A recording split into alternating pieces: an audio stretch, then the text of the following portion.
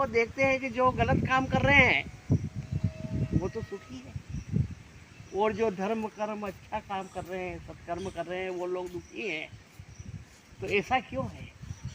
यही शंका द्रौपदी ने धर्मराज युधिष्ठिर से की कि आपको अखिल ब्रह्मांड का साम्राज्य मिल गया, आप राजा हो गए, चक्रवर्ती सम्राट बन गए, आपने कभी अभिमान नहीं किया, कभी धर्म से डिगे नहीं, हमेशा धर्म के ऊपर चलते रहे, इसलिए आपका नाम भी धर्मराज है। परंतु फिर भी आपको इतना दुख क्यों मिला जीवन में? 12 वर्ष तक आपने वनवास भोगा, लाक्षागृह का दुख देखा, एक साथ अज्ञातवास में रहे, और इतने संकट आपके जीवन में पड़े।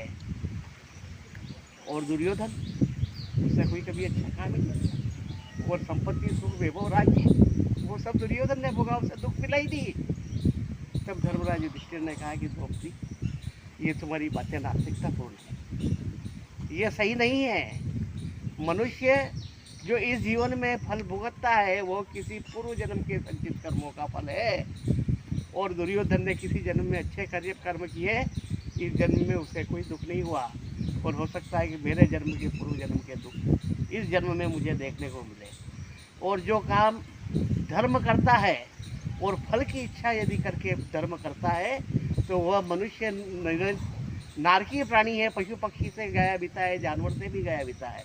इसलिए कभी भी कोई धर्म का कार्य करे तो फल की इच्छा करके कार्य नहीं करे, क्योंकि किसी भी कार्य का फल तुरंत नहीं मिलता है। हम आषाढ़ सावन में जो फसल बोते हैं वो उसका फल हमें कार्तिक में मिलता है, और कार्तिक में जो फसल बोते हैं उसकी फसल हमें चैत्र में मिलती है। तो तुरंत तो किसी चीज़ का फल मिलता नहीं, परंतु कुछ कर्म ऐसे होते हैं जिनका फल तुरंत मिल जाता है, और कोई कर्म ऐसे होते हैं जिनका फल बहुत बाद में मिलता है, और कुछ कर्म ऐसे होते हैं जिनका जन्मांतरों के बाद में फल मिलता है। इसलिए अपने कर्मों के पर पूरा नियंत्रण रखें, क्योंकि जैसी करनी वैसा फल, और आज नहीं तो निश्चित कल जरूर मिलना है।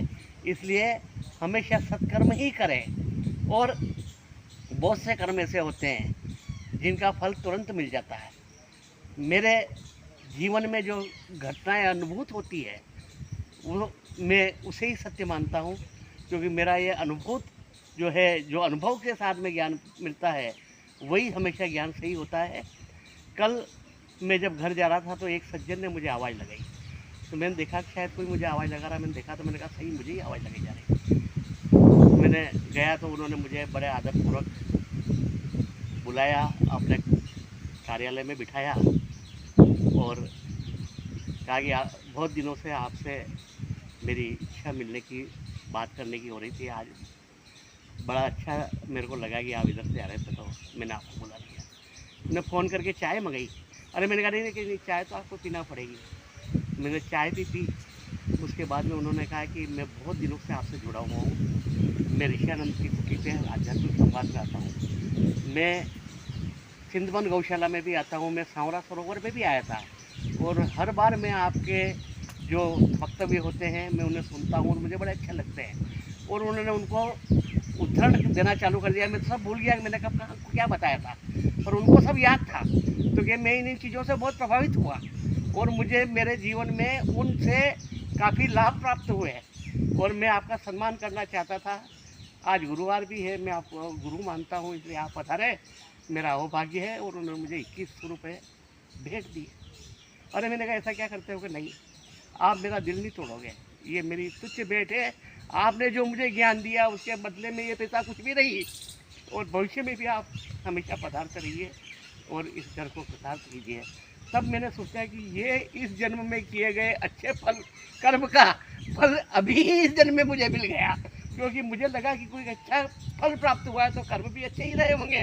तो इस प्रकार से अनुभूत ज्ञान जो है वो ये है कि यदि आप अच्छा काम करते हैं तो उसका फल भी तुरंत मिल सकता है, परंतु जो बड़ा गलत काम होता है तो बड़े पहलवान को हराने के लिए बड़ा पहलवान चाहिए, तो बड़े पाप को धोने के लिए बड़ा धर्म करना पड़ेगा, बड़ा पुण्य करना पड़ेगा, और छोटे के लिए छोटा करना पड़ेगा। इसलिए कर्म का सिद्धांत अटल है, हमेशा अच्छे कर्म करते रहिए, फल की इच्छा न करें। मैंने किसी फल की इच्छा के कारण नहीं किया, परंतु मुझे फल प्राप्त हुआ।